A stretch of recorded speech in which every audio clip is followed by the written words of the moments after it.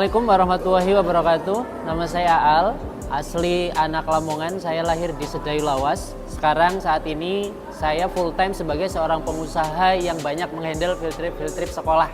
Outbound, kemudian ada prakarya-prakarya dan banyak kegiatan yang berhubungan sama pendidikan. Jadi domisili saya di Bogor, teman-teman. Bisnis saya juga ada di Bogor. Jadi, kegiatannya setiap hari menerima kunjungan-kunjungan dari sekolah-sekolah yang dari wilayah Jabodetabek datang ke tempat kami. Yang kalau teman-teman ke sana, tempat kami itu hanya sebuah kampung. Kampungnya tidak istimewa, hanya ada sawah dan juga rumah-rumah penduduk. Dan di sana kita punya saung.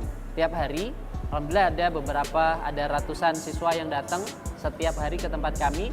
Dan saat ini kita sudah punya 5 destinasi yang lainnya di luar kampung kami yang ada di Bogor.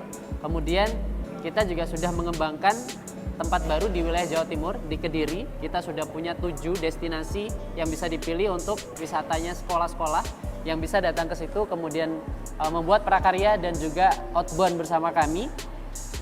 Kita juga kemarin sudah merambah di wilayah Jawa Timur di Gresik. Mudah-mudahan nanti di Malang, Surabaya, Lamongan, Tuban, kemudian Bojonegoro, Jombang, dan seterusnya bisa kita kuasai juga area yang memang sekarang menjadi fokus tujuan untuk pengembangan. Dulu waktu saya masih mahasiswa itu sempat masuk ke instansi pelatihan public speaking. Saya pengen belajar tentang public speaking, bagaimana caranya biar kita itu bisa ngomong sama orang, bisa ngomong di depan, kemudian mengatur audiens. Nah, itu saya dapatkan semuanya di instansi tersebut. Karena dulu ketika setelah menjadi peserta, kemudian masuk ke manajemennya, ngurusin bagaimana pola perusahaan yang dijalankan tentang bisnis public speaking itu, ternyata dapat ilmunya gitu, dapat bekalnya. Dan itulah kenapa saat ini saya passion banget ketika ngomong sama anak-anak, ketika berbicara sama anak-anak, ketika mereka datang ke tempat kami. Bertemu dengan beragam anak-anak yang berbeda, mereka ketika berkumpul, bagaimana cara menatanya, bagaimana cara mengaturnya, bagaimana cara agar mereka itu mendapatkan edukasi yang kita inginkan, kemudian mendapatkan praktek-praktek yang sesuai dengan alur atau arahan yang dari guru-gurunya gitu ya. Oke, jadi teman-teman, awalnya memang teman-teman kita punya koneksi di kampung itu. Kita kemudian membangun menjadi tempat wisata awalnya dari boneka horta itu. Kita bikin boneka horta di sana, awalnya satu rumah, kemudian teman-teman yang lainnya atau orang-orang yang ada di kampung tersebut akhirnya satu kampung menjadi pengrajin, pembuat boneka horta. Dan disitulah kita membangunnya menjadi sebuah tempat wisata karena ada banyak permintaan untuk berkunjung di sana. Nah, teman-teman, sekarang saat ini kan kita sudah banyak mengembangkan di tempat-tempat yang lainnya. Memang kalau dari flow bisnis kami itu kayak semacam event organizer, tapi khusus di sesi di wisata edukasi atau field trip sekolah. Jadi sekolah-sekolah yang mau datang ke tempat kami tinggal pilih nanti mereka mau pilih destinasi yang mana, kemudian kegiatannya apa saja. Nah, kita pengen menyuarakan bahwa untuk field trip atau wisata sekolah itu kalau bisa tidak hanya jalan-jalan, tapi ada sesuatu yang unsur edukasinya, unsur pendidikannya. Tetap jalan-jalan tapi dengan edukasi gitu. Jadi kalau semua bisnis itu kan punya fasenya ya, fase masing-masing ya. Nah, fase kami tempat wisata itu pasti di pandemi kemarin dan juga banyak bisnis-bisnis yang lain, sektor bisnis yang lain juga terdampak. Termasuk kami, wisata itu yang paling terdampak karena tidak boleh ada pertemuan kan kemarin pada saat pandemi. Ketika tahun 2020 awal atau 2019 akhir itu sudah ada banyak sekolah-sekolah yang booking ke tempat kami.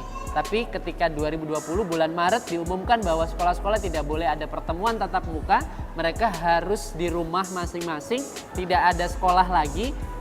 Hampir semua sekolah yang sudah booking ke kami minta pengembalian DP-nya. Akhirnya cancel semua. Nah, itu selama bulan Maret hingga akhir tahun 2020 kita sama sekali tidak ada kunjungan. Nah, kita harus putar otak nih, gimana caranya agar tetap ada kunjungan tapi tidak melanggar peraturan. Maka dulu kita mengeluarkan inovasi berupa virtual field trip dan alhamdulillah sekolah-sekolahnya bisa menerima dengan baik. Bahkan kunjungan pertama kami itu 300 siswa. untuk field trip kunjungan ke tempat kami ke Kampung Horta gitu ya, kemudian belajar melalui virtual, belajar hanya melalui video, tapi mereka ada karya, prakarya yang dibawa pulang, mereka kerjakan di rumah masing-masing, dipandu dari tempat kami. Nah, kemudian dari situ bahkan kita mendapatkan banyak sekali customer yang begitu cepatnya di tahun 2020 hingga 2021 itu customernya luar biasa, terus bergulir. Jadi banyak sekolah-sekolah yang biasanya mereka itu dapat field tripnya di tempat lain, virtual field tripnya di tempat lain itu hanya kayak sekedar melihat YouTube. Di kami mereka bisa sama prakteknya. Nah, itu yang berbeda.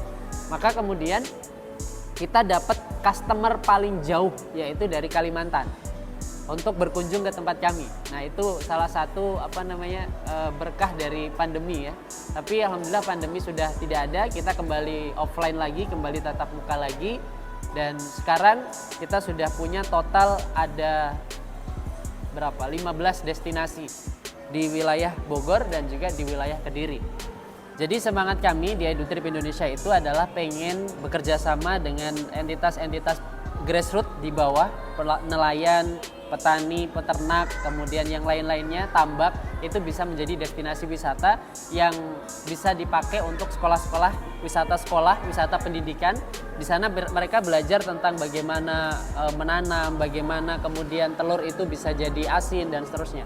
Jadi ada banyak program yang kami ramu untuk menjadi sesuatu yang kreatif yang bisa dijadikan edukasi untuk anak-anak ketika berwisata gitu. Nah, kita pengen kerjasama dengan desa-desa, kampung-kampung sehingga mereka memiliki perputaran ekonomi dari wisata desanya, dari tempatnya untuk menjadi tempat berkumpulnya orang-orang, sehingga di situ nanti akan menumbuhkan banyak perekonomian baru, misalnya bazar-bazar dan seterusnya. Dan kemudian teman-teman yang mau memulai usaha, pertama kalau saya selalu memesankan kita punya bekal dulu. Bekal yang saya pakai itu adalah passion. Jadi passion teman-teman itu apa? Lakukan itu dengan serius. Kemudian ketika kita melakukan passion itu biasanya kan semangatnya lebih daripada kita itu melakukan sesuatu yang bukan kita senangi. Nah, ketika teman-teman memulai dengan passion, semangatnya luar biasa besar, dan ketika nanti bertemu dengan masalah-masalah, kita akan dengan senang hati untuk melewatinya. Karena ini passion saya dibayar atau tidak, saya lakukan. Nah, ini yang kemudian ketika dilakukan secara terus-menerus akan menjadikan teman-teman seseorang yang ahli di bidangnya. Dan keahlian inilah yang kemudian menjadi value yang bernilai yang tidak semua orang miliki. Ketika teman-teman menjalani bisnis dengan value ini, maka teman-teman akan menjadi pebisnis yang berbeda. Teman-teman, bagi yang mau memulai bisnis dengan passion tadi, kenapa kemudian mulainya dari semudah mungkin? Pertama, teman-teman belum banyak kebutuhan mendesak. Jadi artinya teman-teman punya waktu untuk belajar dengan panjang, dengan lebih baik. Ketika teman-teman belajar bagaimana memulai usaha, mengembangkan passionnya, kemudian memulai dengan itu, teman-teman tidak perlu mengorbankan dirinya, kegiatannya, mengorbankan hatinya gitu untuk bekerja untuk bisnis yang bisa disebut dengan terpaksa. Bisnis karena terpaksa gitu. Bisnis karena kepepet dengan kebutuhan uang, kebutuhan keluarga, kebutuhan anak, kebutuhan istri. Mumpung teman-teman masih muda, silakan memulai dari bisnis passionnya, nggak perlu memikirkan uangnya, tapi lakukan ini dulu dengan berkali-kali sampai teman-teman jadi ahli. Dari situlah kemudian teman-teman bisa menjadi seorang pengusaha dengan diferensiasi.